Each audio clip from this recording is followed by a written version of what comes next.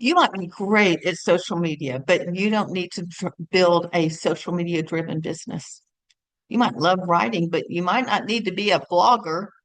You might be a great teacher, but you don't need to create 15 courses. Your strength is a clue, not a command. We're going to talk about how do we use our strength to grow our business today. I'm Carrie Beck with Family eBiz, where we help families start and scale online businesses so they can find freedom in their life to do what they've been called to do. Let's start with a story. All right. There's a man named Nathan Barry. He is a great example. He didn't start with the business he has today. He began as a designer. He moved into writing books and building an audience. But in 2014, eventually, he created a company that many of you know, ConvertKit, or Kit as it's known today. He saw a need among content creators. He also had strengths: design, writing, teaching, audience building, understanding creators shaped the direction of his business.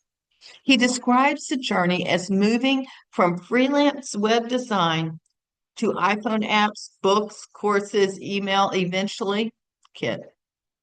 The lesson isn't build an email software company. The lesson is this: your business can evolve as you discover where your strengths lie and your audience needs intersect. Let me repeat that. If you're multitasking, come back to me.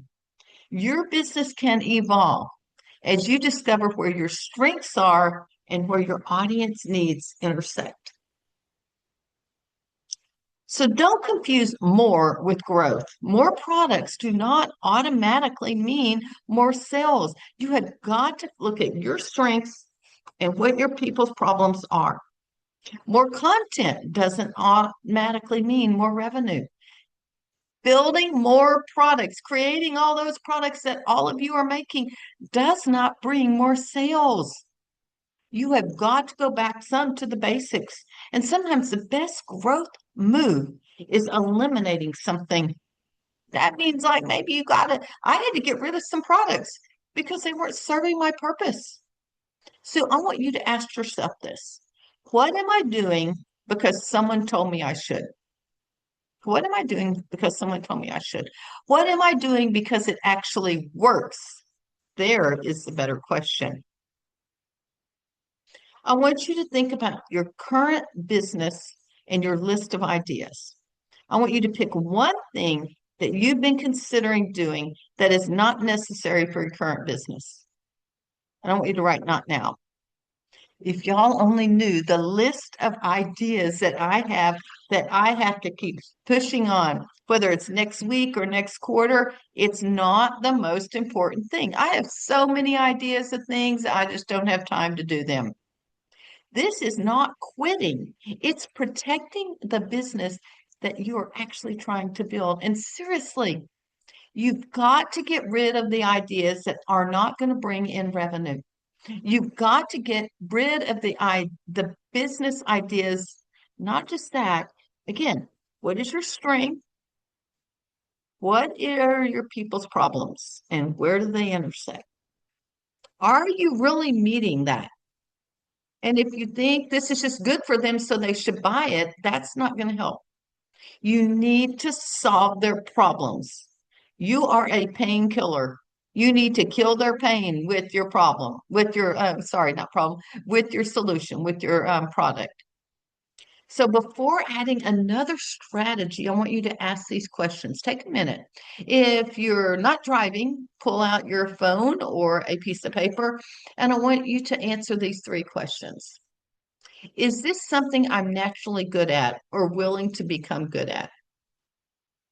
Nathan maybe wasn't the greatest at creating a software platform, but he knew enough and he was good at enough things, and then he could build the platform from there and become better at the things he needed to become better at. Does my audience actually want this or need this? They may need it, but if they don't see something that they want, they could care less. Quit selling vitamins, start selling painkillers, right? And can this eventually lead to revenue? Is it something that could really sell or just something you want to create or you think is good for your audience? Let me repeat these. Is this something I'm naturally good at or willing to become good at? Does my audience actually need this or want this? And can this eventually lead to revenue? If you can't monetize it, move on to the next idea. If the answer is no to any one of those, I want you to pause before adding it. This is going to keep you from building a business that looks impressive, but is exhausting to maintain and probably won't be making you any money. So if the answer is no to any one of those questions, you put it on pause and pursue something that will actually lead to revenue. You don't need to follow everyone else's ideas. You need clarity about your strengths and what you're uniquely equipped to do. We talked about this in the last episode. What are your strengths? What does your audience need from you? They've got pain points, and if you have not talked to your audience, or texted your audience, or DM'd your audience about their real pain points, and you're guessing, if you have not had a conversation with your audience in some way, some form, then you need to stop this podcast and go take care of that. You have got to know their pain points in their words. That's the only way you're ever going to build a revenue building business. Your business should fit your strengths and solve their problem, not require you to become a completely different person. So, one thing I do want to offer you that we have is our marketing business roadmap, completely free. And then, as I mentioned last time, maximize revenue. This is a great tool for you to be able to look at your strengths, because that's what the whole course is about, and then take it and maximize your revenue based on what your strengths are and where your business is and what isn't, what your weaknesses is. That is something that is super important as well. So thanks for spending time with me. I am Carrie Beck with Family eBiz. We'll talk to you next time.